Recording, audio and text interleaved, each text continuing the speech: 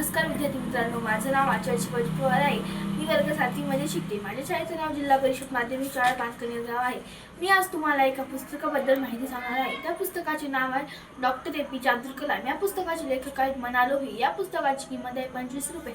या पुस्तकामध्ये doctor APJ Abdul Kalam यांच्याविषयी छान छान माहिती दिलेली आहे. त्यात मी तुम्हाला ती माहिती सांगते. डॉक्टर APJ अब्दुल कलाम हे स्वातंत्र्य भारताचे 12वे राष्ट्रपती होते.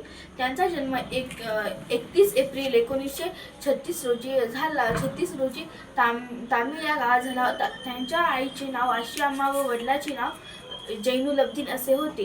त्यांना 3 भाऊ व 1 बहीण असे षटकोनी आकाराचे त्यांचे कुटुंब होते.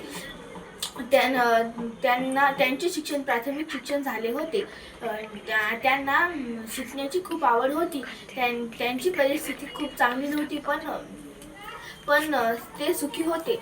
त्यांना त्यांच्या परिवाराशी सर्वांशी ते खूप चांगले वागत होते. डॉक्टर APJ अब्दुल कलाम या APJ याचा अर्थ असा होतो की ए म्हणजे अबुल, पी म्हणजे पाकीर आणि जे म्हणजे जैनुलब्दीन असा त्याचा अर्थ होतो.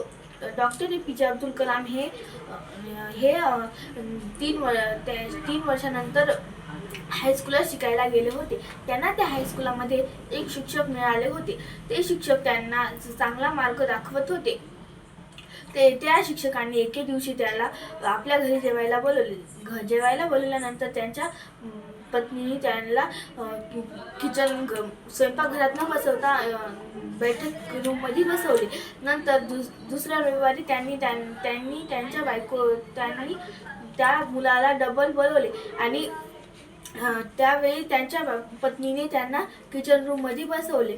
आणि डॉक्टर APJ अब्दुल कलाम यांना मिसाईल मॅन म्हणून सुद्धा ओळखले जात होते. धन्यवाद.